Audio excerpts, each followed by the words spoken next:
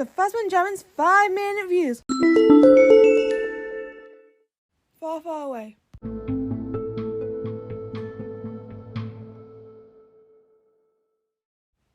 Far, far away was an unusual story for me to watch, but it was impressive, especially coming after a story that was hard to beat.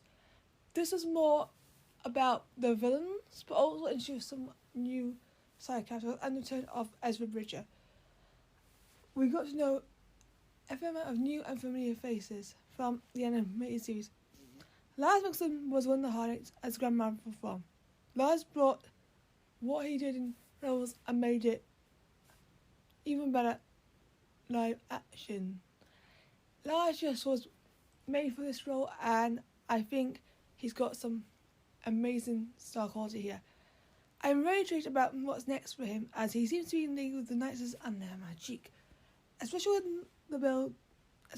the build that we have seen in The Mandalorian, as I think Thrawn has some kind of advantage based on the Imperial remnants, especially as what we've seen in Ahsoka with the Greed.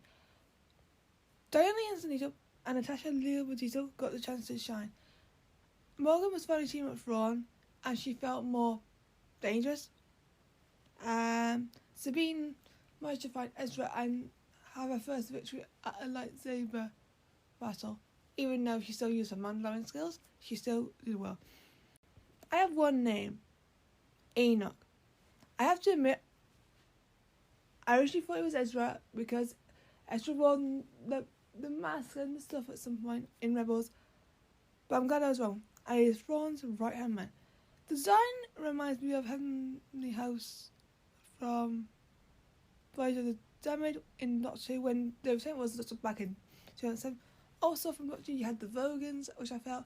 Also he reminded me of CP3O, and that was a lot of true references, but I'm interested to see what he kind of role is and how he and the Night Troopers being made by magic. The rivalry between Thrawn and Morgan versus Bale and Shin is seen here when Thrawn is prepared to leave the Dark Jedi behind, and also because Bale used to be a former Jedi. It's going to be interesting to see why, but what's going on? I love the Noti as they're the latest cute aliens and they deserve a lot of love. The designs are beautiful, and like the soft cut, they have the cute pipe and they're just adorable.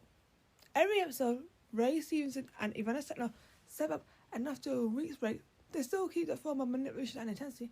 Bane still is a man of word, and Shin still has the sales to spin, but she's a bit more concerned. Are they both unique? And what does Bane mean by working with the enemies for 10? Wait and see. The thing I want to say about the villains is they don't cancel out each other, which is the weakness I saw in Doctor Who Fox. Even though they had everything, it was a great series. The other ones did seem to do better than the new ones. I don't see the case here for the guys, and I feel sorry for Azure, Swarm and Passenger because they were unlucky, and same with the Red and Serpent as well. But with Bale and Shin, Morgan and Thrawn, there is more pressure after Mando 3, and it paid off. And this episode showed that, especially with Bale and Shin being new, they've really stepped it up. I love the design of the Howlers and the Nomads as they were interesting, and loved seeing the locals of Peridea and seeing them protect land or try to stop enemies. The Great Mother was very interesting and scary. I loved how allied they were with Ron, and potentially being responsible for the Night Troopers. Also reminds me of the Superman sister from Doctor 2. Once again, they return an episode. Similar colour, but different purposes. The world building of Peridea is amazing. The Graveyard Virgos, the Night Sisters Temple, and the Brown Lancet.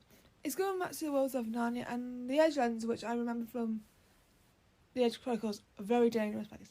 Once again, even though they're in one scene, Rosario Dawson shares that chemistry with David, which is one of the most iconic things of Ahsoka.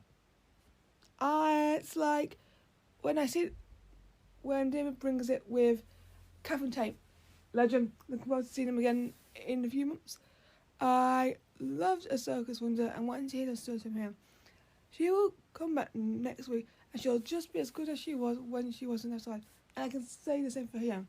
And my next Sunday is Ezra Bridger. I love this how I'm seeing back in Master Empires, and he's doing the live action Ezra here very brilliantly. I think he has a charm about him, and like Thrawn, I can't wait for more. This was a brilliant and important episode, and was very important to be a major hit.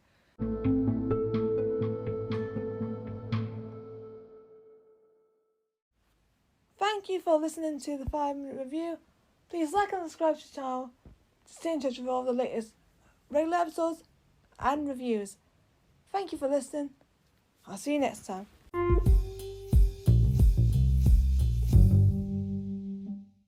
Thank you for listening to the podcast. Subscribe to Phasma and stay tuned for more podcasts. See ya!